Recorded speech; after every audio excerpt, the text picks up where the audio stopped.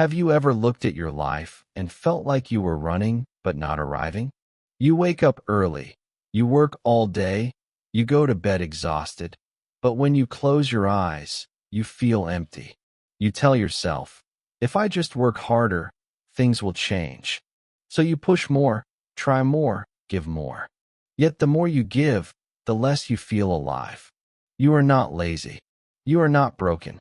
You are just stuck inside a system that taught you a dangerous lie, that hard work always means success. From the time you were small, they told you to work hard. Study harder, try harder, never stop. They said it like it was a magic spell that could open every door. But nobody explained what to do when hard work becomes heavy. Nobody warned you that working harder without thinking can turn your dreams into chains. You see, hard work is not bad, but blind hard work, the kind that ignores peace, purpose, and direction, can slowly destroy you. Imagine a man digging in the wrong place, sweating under the sun, believing treasure is buried there. Hours pass, his hands bleed, and still he keeps going because he believes effort will save him. But the truth is simple. If you dig in the wrong ground, no amount of effort will bring gold. Many people live exactly like that man. They dig into jobs they hate, routines they don't love, relationships that drain them, thinking that more effort will fix what direction never built. Real success is not about doing more. It's about doing the right thing with the right energy. It's about knowing when to move and when to stop. A bird does not fly all day. It glides when the wind supports it. The river does not rush. It flows with the path of least resistance. Nature knows balance, but humans forgot it. We were taught to fight every moment, to grind without grace, to measure our worth by our exhaustion. Ask yourself now, when was the last time you truly rested without guilt? When was the last time you slowed down and actually felt proud? Not because you worked hard, but because you worked smart. Resting is not weakness. Thinking is not laziness. Taking a pause is not failure. It's how you build strength that lasts. You can learn English the same way.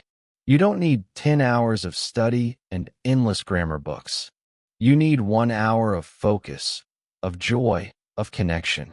You need calm concentration, not chaos. You need to learn with heart, not hurry. Because what you feel, you remember. What you love, you learn faster. So today, stop glorifying pain. Stop chasing tiredness. Stop believing that effort without awareness is noble. Working hard is easy. Everyone can suffer. But working wisely, peacefully, beautifully, that's a skill, and you can learn it. You have been taught to move, to stay busy, to never stop. You were told that rest is dangerous, that silence means you're falling behind. So you fill your days with noise, messages, meetings, tasks, goals, and endless screens. You tell yourself that you are being productive, but deep inside, you feel a strange emptiness. That emptiness is not laziness. It is your soul asking, what is all this for? The world has confused movement with meaning. It celebrates people who work until they collapse, who eat in a hurry, who forget their birthdays because they are too busy. But what kind of victory is that? You can be busy for 20 years and still not live even one real day. Because life is not measured by how much you do, but by how much you feel while doing it. A single peaceful hour, lived with awareness, can be more valuable than a whole year of mechanical effort. Think of the ocean. On the surface, the waves crash loudly and constantly, but deep down, the water is calm, slow, steady. The power of the ocean is not in its noise. It's in its depth. You, too, can live that way, still working, still creating, but from a calm center, not from panic. The world teaches you to move like a wave. But real strength comes when you learn to live like the deep sea. Here's a story. There was once a young carpenter who wanted to be the best in his town. He worked day and night, never resting, always trying to build faster. But the more he built, the weaker his hands became. One day, an old carpenter watched him and said, "You don't need stronger hands. You need sharper tools." The boy didn't understand at first. Then the old man gave him a new saw and said, "Now work less, but cut deeper." In just one afternoon, the boy built what used to take him 3 days. That's how life works. You don't need to move faster. You need to sharpen your mind. You don't need to add more hours. You need to remove distractions. You don't need to chase success. You need to attract it with clarity. And clarity comes when you pause, when you question, when you rest long enough to think. So take one deep breath right now. Feel how your body slows down when you give it attention. That is not wasted time. That is intelligence in action. Rest is not a break from progress. It is part of progress. It is the invisible half of every strong rhythm. Inhale and exhale, work and rest, sound and silence. Without one, the other loses meaning. When you begin to understand this balance, your days stop feeling like a race. They start to feel like music, sometimes fast, sometimes slow, but always alive. And that is the moment when you stop working hard and start living deeply. There comes a moment when your body starts to whisper what your mind refuses to hear. It says, "Slow down." But you don't. You tell yourself, "Just a little more. Just one more task. One more email. One more goal." You silence your body with caffeine. You silence your heart with noise, and you move forward like a machine pretending to be alive. For a while, it works. You get things done. People praise you. You look strong from the outside. But deep inside, something begins to fade. Your joy, your curiosity, your light. You wake up tired even after sleeping. You look at your work and feel nothing. You start forgetting why you began in the first place. This is not laziness. This is exhaustion of the soul. It's what happens when your days become full of tasks but empty of meaning. When you live to complete things instead of to feel things. When every moment turns into a checkpoint instead of an experience. Think of a candle that burns brightly in the night. It gives light, but every second that it shines, it loses a part of itself. The same happens to you when you give everything but never refill. You cannot burn forever without melting. You cannot pour from an empty cup. Yet society keeps telling you to give more, do more, be more. Nobody teaches you to stop, to refill, to breathe. One evening, imagine you are walking home from work. The streetlights glow softly. You see a small shop closing for the night. The owner turns off the lights, locks the door, and walks away peacefully. For a moment, you feel jealous. How easily he ends his day. How calmly he accepts that today is done. That is wisdom, knowing when to close, when to stop adding, when to let rest do its quiet work. You are not lazy for wanting peace. You are not weak for needing time. Even machines need to cool down. Even the sun sets each day. The world moves in cycles, not straight lines. Every season has a winter, and winter is not death. It's preparation for spring. Your rest is not the end of progress. It's the ground where progress grows. If you want to learn faster, speak better, live stronger, you need this same rhythm. You can't force fluency or success by squeezing it tighter. You learn and grow when you relax enough to absorb. Just like soil needs space between seeds, your mind needs space between efforts. That space is not empty. It's where understanding forms. So tonight, when you finish your work, don't ask, "Did I do enough?" Ask, "Did I live enough? Did I breathe? Did I notice the sky? Did I speak kindly to myself?" If you did, then you have already succeeded more than the one who never stops. Because life is not a competition. It's a conversation between your effort and your peace. The more you listen, the better you live. When people finally slow down, something strange often happens. Instead of peace, they first feel panic. Silence feels too loud. The empty hours feel uncomfortable. You sit still for a few minutes, and suddenly your mind screams, "You're wasting time." You feel guilty for resting, for doing nothing, for letting the world run without you. But this guilt is not natural. It was planted in you by a world that forgot how to rest. You see, modern life rewards motion, not meaning. It praises activity more than awareness. If you're busy, people think you're valuable. If you're still, they think you're lazy. That's why so many people are afraid of stopping. They fear that if they rest, they'll lose everything they've built. But the truth is the opposite. You don't lose life by resting. You lose it by never resting. There's a story of an old gardener who worked on a large estate. Every morning, he watered, trimmed, and planted. But what made his garden special wasn't just his work, it was his rhythm. He always stopped at noon and sat under a tree for 1 hour, watching the wind move through the leaves. One day, a young worker joined him and asked, "Why don't you keep working? You could finish more if you didn't stop." The old man smiled and said, "I don't stop working to rest. I rest so I can keep working." The young worker didn't understand then, but over time he saw the truth. The gardener's plants grew stronger, his flowers lived longer, and his smile never faded. Because he worked with peace, not pressure. His rest was part of his art. When you pause, you allow the world to speak to you. You start to see what you couldn't see before. Ideas appear when you stop chasing them. Solutions arrive when your mind is calm enough to hear them. Even your English grows faster when your brain feels safe.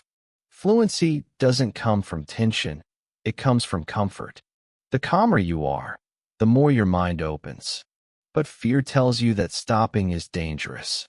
It whispers, "You'll fall behind."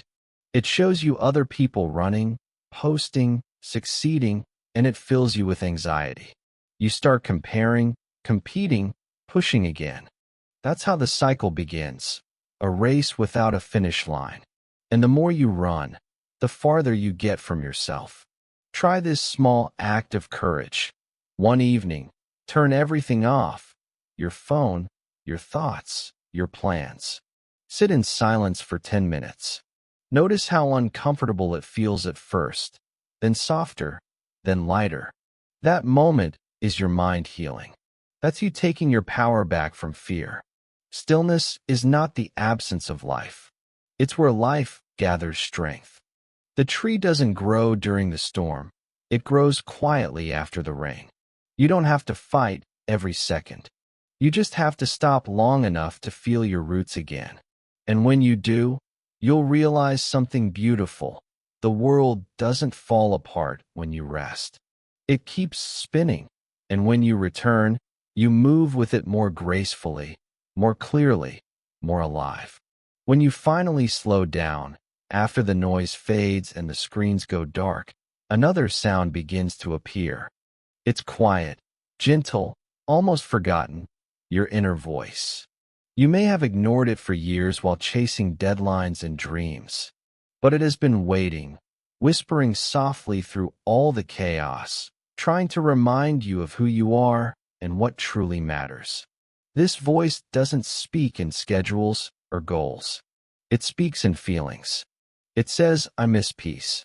It says, "I want to create, not just complete." It says, "I want to live a life that feels good inside, not just looks good outside."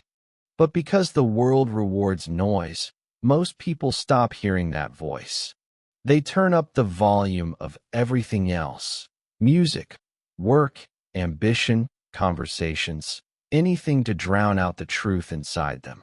The truth is simple. You already know what you need. You always did. You just forgot how to listen. Every time you felt uneasy in a job, every time you forced yourself to smile while feeling empty, that voice was trying to warn you. But you called it weakness. You said, "Everyone feels tired," and kept going. That's how people drift away from themselves, not with one big mistake, but with small silences repeated every day. Imagine your life as a boat in the ocean. Your inner voice is the compass. Hard work is the sail. Without the compass, you might move fast, but you'll drift off course. You'll reach some land, yes, but maybe not the one you truly wanted. Listening to your inner voice doesn't mean doing less. It means doing what actually matters. One day, you might realize that the things that make your heart peaceful are not the same things society calls success. Maybe peace for you is painting, writing, spending time with someone you love, or simply walking under the sun. Those moments don't make noise. They don't win applause, but they make you feel alive, and that's everything. If you've ever studied English just to pass a test, you probably know this too. The pressure made you memorize, not connect. But the moment you started learning because you wanted to express yourself, something changed. You began to remember naturally, feel the rhythm, enjoy the words. That's the power of inner purpose. When your reason is real, your effort feels light. Try something small today. Sit quietly and write one sentence that begins with, "I truly want." Don't think about what's possible or practical. Just write the truth. It may surprise you. That sentence can become the map back to yourself. Because life is not about becoming someone else. It's about returning to who you were before the world made you hurry. When you reconnect with that voice, you stop working hard for approval and start working gently for meaning. And that kind of work, calm and honest, gives more results than any forced effort ever could. It brings not only success, but also peace, the kind that lasts even when you stop moving. When you start listening to your inner voice, something beautiful happens. You begin to see that not everything deserves your energy. You realize that most of the things that keep you busy are not really important. They just look important because everyone else is doing them. You start noticing how much time is spent reacting instead of creating, proving instead of living. That's when you learn one of the hardest lessons in life. Doing less is not failure. It's freedom. The truth is, you don't need to fill every hour to have a meaningful life. You don't need to say yes to everything, answer every message, join every trend, or fix every problem. You are allowed to choose. You are allowed to say, "Not now." You are allowed to keep your energy for what truly matters. But many people don't believe this. They think that if they stop saying yes, the world will forget them. They think that value comes from effort, not essence. But think of the sky. It doesn't try to shine. It simply opens, and light appears. Trees don't try to grow. They just grow because that's their nature. You, too, are built for growth, but not the painful kind that burns you out. Real growth is silent, soft, patient. It happens when you stop fighting with time and start flowing with it. There's an old saying, "A bow that is always bent loses its power." If you never loosen the string, it breaks. The same happens to your mind. When you are always tense, always active, your creativity dies slowly. You stop thinking clearly. You stop feeling deeply. But when you rest, you recover. When you simplify, you sharpen. That's why people who do less often achieve more. Not because they are lucky, but because their energy is focused like sunlight through a lens. Try this. Choose one thing every day that you will not do. One unnecessary task, one piece of noise. It can be something small, checking your phone every few minutes, over-explaining yourself, worrying about what others think. Remove it. Notice how much lighter you feel. Every small no creates space for a bigger yes. You make room for clarity, for peace, for real work that matters. This same idea works when learning. If you try to memorize thousands of words at once, you'll forget most of them. But if you focus on a few and use them daily, they become part of you.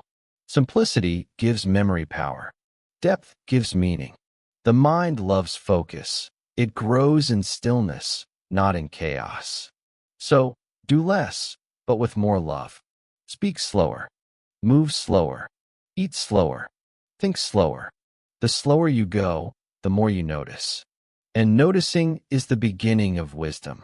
You start seeing details that were invisible in the rush.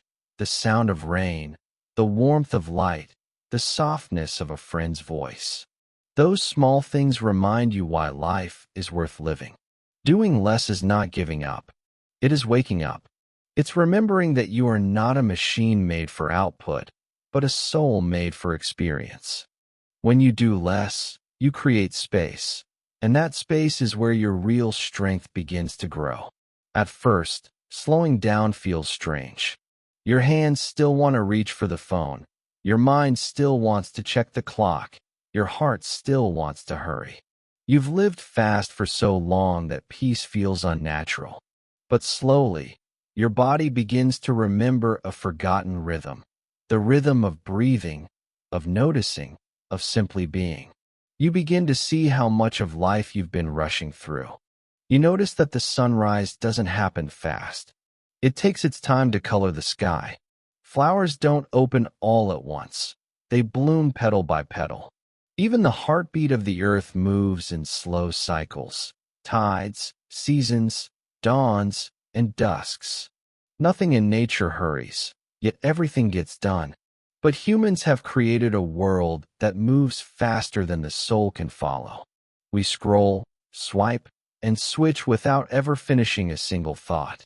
We live half-present, always chasing the next thing. Slowing down is not just about doing things more slowly. It's about returning your attention to the present moment.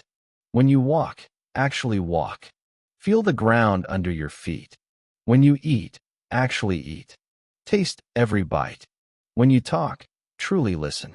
These small acts bring you back to yourself. The more you practice them, the more peace you feel. Once there was a man who wanted to learn meditation. He went to a wise teacher and said, "My mind is restless. I can't stop thinking. Please teach me peace." The teacher gave him a cup of tea and began pouring. The cup filled, then overflowed, spilling everywhere. The man shouted, "Stop! It's full." The teacher smiled and said, "Just like your mind. I cannot teach you peace if you are already full." The man understood. To receive calm, he first needed to empty himself. You too must make space for peace. Slow down enough for silence to enter. The world keeps telling you that time is money, but time is breath, and breath is life. When you rush, you spend your life faster than you realize. When you slow down, time expands. A minute feels full again. You begin to see beauty in ordinary things, sunlight on the floor, a stranger's smile, your own reflection that suddenly looks softer.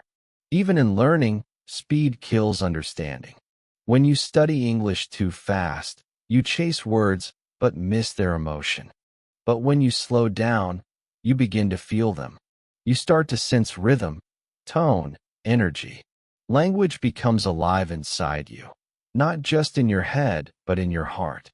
So today, walk a little slower. Speak a little gentler. Let silence finish your sentences. You don't need to fill every space with sound. You don't need to rush every thought into action. Life will still happen. In fact, it will happen more beautifully. Because when you slow down, you finally start to notice that life has always been waiting for you to arrive. And in that calm arrival, something magical begins. You stop chasing success, and success starts to find you, quietly, naturally, like sunlight through an open window. When you start living more slowly, you begin to see something you never noticed before: the space between moments, the silence between words, the pause between breaths, the stillness between actions. It is in those small, invisible spaces that real life hides. They are the bridges between doing and being, the gentle reminders that you are more than your tasks, more than your plans, more than your thoughts. In the space between moments, you meet yourself. You notice your feelings, your heartbeat, your quiet wishes. You realize that peace was never lost. It was simply buried under the noise of next. Every time you stop, the noise fades, and what remains is truth, simple, soft, and honest. Think of music. Without silence between notes, music would be unbearable noise. The pauses give meaning to the melody. Life works the same way. Without pauses, even joy becomes stress. Even success becomes pressure. Rest gives meaning to work. Silence gives meaning to sound. Stillness gives meaning to movement. When you understand that, you stop being afraid of doing nothing. You see that the pause is the purpose. There's a story about a sculptor who was asked how he created such beautiful statues. He said, "I don't create them. I simply remove everything that is not the statue." That's what slowing down does to your life. It removes what is not you. The extra noise, the fake urgency, the endless rush, until only clarity remains. When you give yourself space, ideas grow differently. They are not forced. They rise like bubbles from deep water, slow but strong. You begin to connect dots that were invisible before. Your creativity wakes up. Your intuition becomes louder. Your mind feels lighter. You become a vessel instead of a machine. Try a simple exercise. Sit quietly for 5 minutes with no goal. Let your mind wander. Don't control it. Just watch your thoughts pass like clouds. At first, you'll feel restless. Then, something changes. Your thoughts slow down, your breathing deepens, and a strange calm takes over. That's the power of space. It heals you without asking permission. This is true for learning too. When you give your brain time to rest after studying, it quietly organizes everything. That's why ideas come to you in the shower, on a walk, or before sleep. The mind loves open space. It grows in it. But when you fill every second with noise, you leave no room for wisdom to land.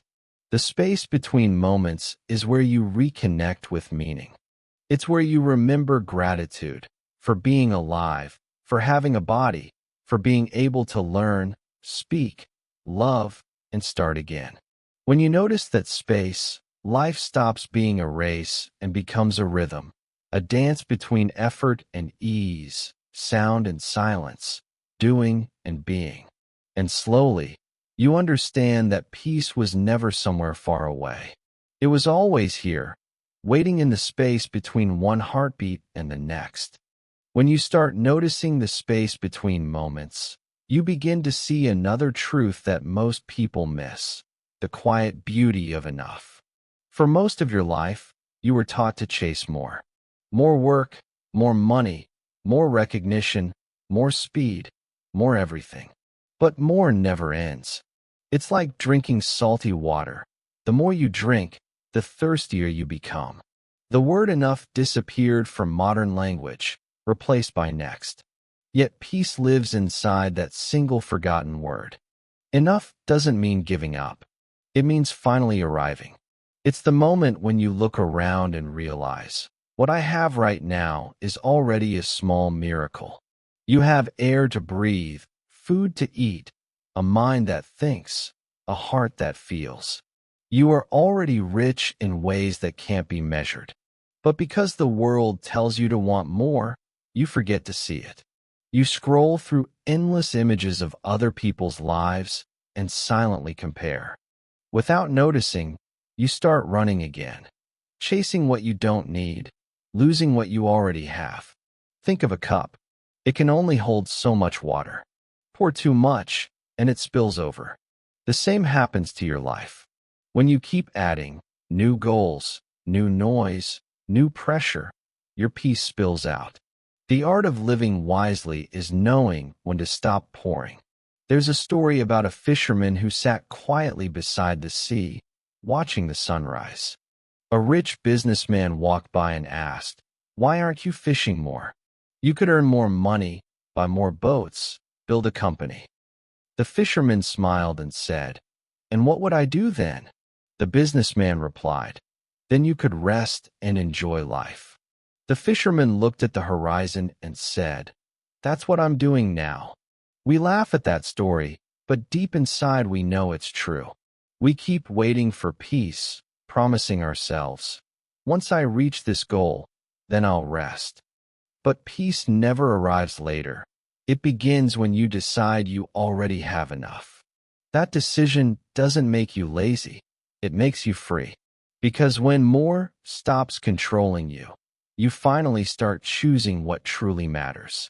In learning, this truth is powerful too. You don't need to know every word in English to speak confidently. You don't need perfect grammar to express a feeling. You just need enough courage to start, enough curiosity to continue, enough patience to grow. Perfection is not fluency. Presence is. Look around you right now. Find one thing that is already enough. A warm cup of tea, the sound of rain, a quiet room, a small success from yesterday. Feel it completely. That's gratitude. And gratitude transforms ordinary moments into sacred ones. When you live with the sense of enough, your pace slows naturally. You stop rushing because there is nowhere else to go. You start smiling for no reason. You breathe deeper. And suddenly, life doesn't feel like a race. It feels like home.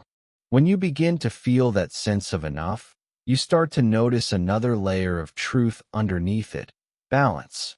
It's something so simple, yet so rare. Balance is not standing still. It's not hiding from effort or avoiding challenge. It's the art of moving without falling, of giving without losing yourself, of working without breaking your heart.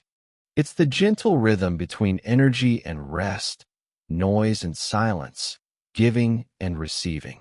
For most of your life, you were told to give everything: your time, your strength, your attention, until nothing remained. You learned to pour yourself into work, into people, into dreams, thinking that emptiness was proof of passion. But emptiness is not a medal. It's a warning. A tree that gives all its fruit and never receives rain soon dries out. You are no different. You need the balance between doing and restoring. Without it, success becomes heavy and joy disappears quietly. Think about a dancer. Her beauty is not in constant motion, but in control. Every leap is followed by a pause, every spin by stillness. The pauses make the movement graceful. Balance makes effort beautiful. Life is the same. Too much movement, and you lose meaning. Too much stillness, and you lose growth. The art is to keep both alive in you. This balance also changes how you work and learn. When you practice English with balance, you don't exhaust yourself by forcing it. You learn with rhythm, listening, speaking, resting, then returning with joy. You don't study to finish, you study to feel. You let each word sink in like rain into the soil. That is how true fluency grows, not from stress, but from steady patience. There was once a craftsman who built violins by hand. He said, "The wood must rest after each cut. If I rush, the sound will be broken." Every great thing in life follows the same rule. Whether it's a piece of art, a relationship, or your own growth, it needs time to breathe between the steps. But balance doesn't happen by accident. You must choose it daily. You must protect your boundaries. Say no to what drains you, and yes to what nourishes you. Some people will not understand. They will say, "You've changed." Smile gently and say, "I'm finally in tune." Because that's what balance really is: being in tune with your life, not racing against it. Try a small ritual tonight. Before you sleep, ask yourself, what gave me energy today? What took it away? Listen to your answers. They are maps to balance. You'll start noticing patterns, people, habits, thoughts that either feed your peace or steal it. Slowly, you'll learn to walk in the middle, strong, calm, and awake. Balance doesn't make life perfect. It makes life possible. And when you live this way, you stop swinging between burnout and boredom. You find that quiet place in between, steady, grounded, alive. That's where peace begins to stay. When you live in balance, something begins to return that you didn't even realize was missing: your attention. The world has trained you to divide it, to scatter it across screens, thoughts, and tasks until nothing feels whole. But attention is life's most sacred currency. Whatever you give it to grows stronger, brighter, and closer. Whatever you ignore begins to fade. You can't love, create, or learn deeply without attention. Most people don't lose time. They lose attention. They wake up, open their phones, and within seconds, their minds are no longer their own. They carry 100 voices inside their heads, messages, news, fears, opinions, until their inner voice becomes too quiet to hear. And without that voice, every action feels empty. But attention can be reclaimed. It begins with one simple choice: to be here fully. When you walk, walk. When you listen, listen. When you learn, truly learn. Let your mind be where your body is. That sounds easy, yet it is the rarest skill of all. Because your mind will try to run away, into the past, into the future, into endless comparison. Each time it does, gently bring it back, like guiding a small bird into your hand. Don't scold it. Just notice and return. That is the quiet power of awareness. There's a story of a monk who swept the same path every morning. When someone asked him, "Why do you sweep so slowly?" he replied, "Because if I rush, I miss the sound of the broom." His secret was simple. He gave full attention to simple things, and in doing so, turned them into sacred moments. You can do the same. Attention doesn't mean focus with tension. It means presence with softness. When you give your full attention to a moment, it starts to open. The smell of coffee becomes richer. The voice of a loved one becomes warmer. The colors of the day seem sharper. You stop looking for miracles because every small thing becomes one. In learning, attention changes everything. If you repeat a sentence in English while half distracted, your brain keeps only noise. But if you repeat it with awareness, feeling each word, hearing your voice, noticing rhythm, the words stay. They connect with emotion, and emotion is memory's strongest glue. So treat your attention like gold. Spend it wisely. Don't give it to every screen that calls your name. Don't waste it on endless worries that never end. Each time you give your attention to something, you are giving it a part of your life. Try this. Pick one activity today: washing dishes, walking outside, brushing your hair, and do it with full attention. Feel the details. You'll be surprised at how peaceful it feels to be completely present in one simple act. Attention is not just a skill. It's love in motion. And when you start giving your attention to the present moment, you'll realize that peace was never hiding. It was simply waiting for you to look.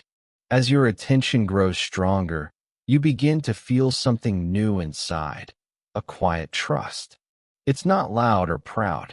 It doesn't shout that everything will be perfect. It simply whispers, "I can handle whatever comes." For the first time in a long time, you stop trying to control every detail. You begin to see that life unfolds in its own rhythm, and that rhythm can be trusted. For so long, you believed that control was safety. You worked hard to predict, to plan, to protect. But control is a heavy shield, and carrying it every day is exhausting. You can't control the weather, other people, or even your own thoughts all the time. But you can choose how gently you move through the storm. Trust means loosening your grip without losing direction. It's the courage to flow, not to fight. Think about how a river meets rocks. It doesn't stop or turn angry. It moves around them, over them, through them. That is trust in motion, not passive, but peaceful. It knows the sea is waiting ahead. You are the same. When you stop forcing, when you stop demanding that everything move your way, life starts helping you instead of resisting you. There was once a pilot flying through thick clouds. He couldn't see the ground, not even the wings of his plane. The instruments guided him. For a moment, panic rose. But then he remembered his training. Trust the instruments, not your fear. He focused, breathed, and soon the clouds began to thin. When he finally saw the sky again, he smiled. The path had always been there. He just couldn't see it. That's what trust feels like. Trust doesn't mean you stop working. It means you stop worrying. You still move, but from calm, not from panic. You still plan, but you leave space for life to surprise you. Sometimes, things that look like delays are actually protection. Sometimes, closed doors are quiet redirections. When you trust the process, you start to notice that even the hard moments carry hidden lessons. Learning works the same way. When you trust yourself, you stop saying, "I'm bad at English." You begin to say, "I'm still learning." You stop judging your mistakes as failures and start seeing them as steps. Confidence is not built from perfection. It's built from trust. Trust that every effort counts, that every small action is shaping you. Try this simple thought when things feel uncertain. I don't need to know everything right now. I only need to take the next step calmly. Repeat it until your breathing slows. Watch how your body relaxes when you stop demanding answers. Life was never meant to be controlled. It was meant to be experienced. When you trust your rhythm, you begin to move with the same grace as waves and wind. Soft, steady, unstoppable. Trust makes hard work gentle. It turns pressure into peace, effort into flow. And that's when you start to see, you don't need to push the river. You just need to learn how to float. When trust settles in your heart, action begins to feel different. It's no longer heavy or forced. You don't have to push yourself with fear or drag yourself with guilt. You move because it feels natural. This is what ancient wisdom calls effortless action, doing without strain, creating without pressure, working without losing peace.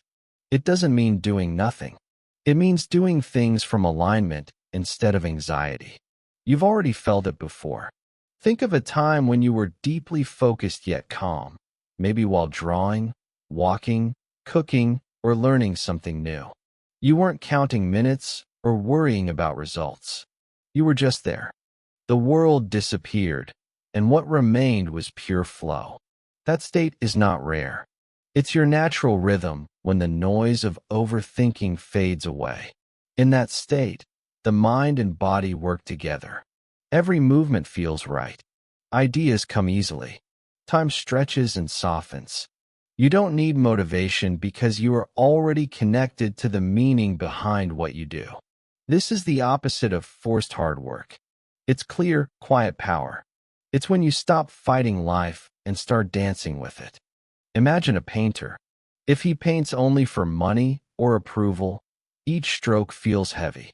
But if he paints because something inside him wants to see color on the canvas, his movements flow. The same task, but a different spirit. That is the secret. When your heart joins your hands, effort turns into expression. To reach this state, you must create the conditions for it. Begin by removing distractions. Give yourself time, quiet, and simplicity. Choose one thing and give it your full attention. Trust that it matters. When your mind starts saying, "Hurry, you should be doing more," smile gently and reply, "This is enough right now." Slowly, your body will remember how to move with ease again. Even in language learning, this principle works. When you chase perfection, English feels heavy. But when you relax, listen, and play with the words, fluency starts flowing on its own. You stop memorizing and start living the language. You stop studying and start speaking from feeling. That is effortless action, when learning becomes natural because you are no longer fighting yourself. There's a story about bamboo. For years, it seems like nothing grows. You water it, care for it, and still the ground stays quiet. But underground, the roots are spreading, preparing to support great height. Then one season, it shoots up meters in weeks. Growth happens all at once, but only because trust and patience came first. That's how your progress works too. You may not see change every day, but when you work from peace, your roots are deepening. One morning, you'll wake up and realize you've become what you dreamed of, without breaking, without burning out. When effort flows from inner calm, you no longer chase results. You let them arrive, naturally, in their own time. Work becomes creation. Life becomes art. And you, finally, become free. When effort becomes flow, you start to see another kind of power. Not the wild energy of rushing, but the quiet strength of consistency. Real change doesn't come from one great day of effort. It comes from the small, calm steps you take every day. You don't need to run. You just need to keep walking.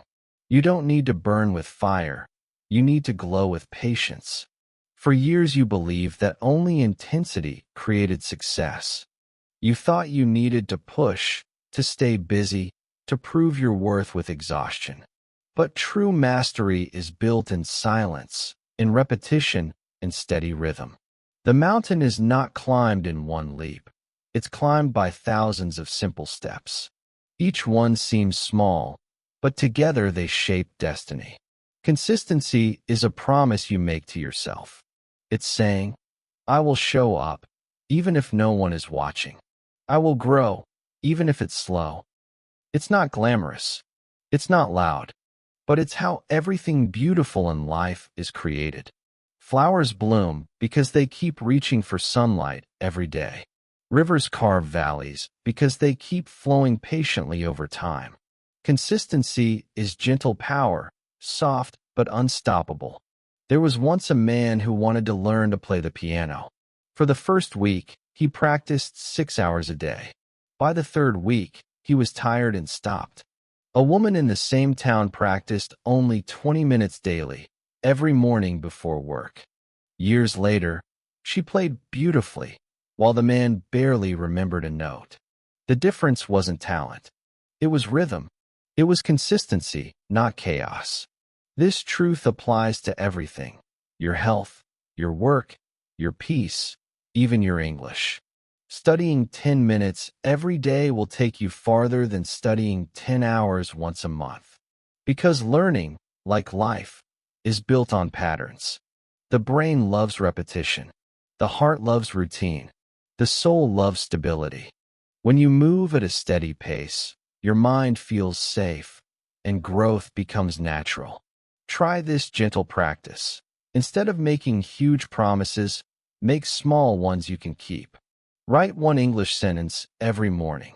Read a single page from a book you love. Take a 5-minute walk in silence. These moments may look tiny, but each one plants a seed. Over time, those seeds turn into forests. Consistency also means forgiveness. You will miss days. You will fall behind. That's okay. The power of rhythm is not perfection, it's return. Always return. When you lose focus, come back with softness. When you fail, start again with patience. The strength is not in never falling. It's in never staying down. You don't need dramatic effort. You need gentle persistence. Because peace is built the same way as fluency, as love, as wisdom, slowly, quietly, faithfully. And when you begin to live this way, you stop fearing time. You understand that time is your friend, not your enemy. Every sunrise is another chance to return, to continue, to grow. And that's when life stops feeling like pressure and starts feeling like rhythm, steady, kind, alive. When you live with trust and quiet consistency, something gentle begins to awaken inside you, a new definition of success. It's not about applause, not about speed, not about proving anything. It's about peace. Peace in your mind, peace in your body, peace in your choices. You realize that the real prize of all your effort was never a number, a title, or a dream achieved. The prize was learning how to live without breaking yourself along the way. This kind of success moves differently. It doesn't rush to arrive, it enjoys the journey. It doesn't demand perfection, it values presence. You wake up not to survive the day, but to experience it. You start caring less about how much you do and more about how deeply you live. You begin to understand that a slow morning with gratitude can be more successful than a busy day full of noise. Imagine standing by the sea at sunrise. The waves move endlessly, yet never hurry. They know their rhythm. They know their place. You are the same. You don't have to fight to be enough. You already are. You don't have to win every battle. Some days, simply breathing and staying kind is victory. There was a teacher who once told his students, "Don't try to be the best. Try to be real." Those words carry a wisdom that the world has forgotten. Being real means doing what fits your truth, even if it looks small to others. It means following your pace, not the crowd's. When you live that way, peace follows you everywhere, in work, in love, in learning, even in silence. This peace becomes your greatest strength. It keeps you calm when others rush. It keeps you kind when others compete. It lets you rest without guilt and work without fear. You no longer chase balance, you live it. You no longer seek motivation, you embody it. Because real motivation is not shouting, "Go faster." It's whispering, "Keep going gently." Even your English, your skills, your goals, they grow naturally in this peace. When your mind is calm, words come easily. When your heart is open, understanding flows. When you are present, learning becomes love. So now, after all this time of running, stop for a moment. Breathe. Look at how far you've come. You've learned that hard work alone is not the answer. You've discovered that peace and purpose can live inside effort. You've found that slowing down doesn't stop growth, it deepens it. This is what it means to stop working hard. It means to stop fighting life and start living it. To stop chasing success and start creating meaning. To stop proving your worth and start feeling it. And maybe, for the first time, you can finally smile. Not because you finished something, but because you no longer need to finish everything. You are already enough. You are already moving at the right speed. You are already free. This is the end of the rush, but the beginning of real living.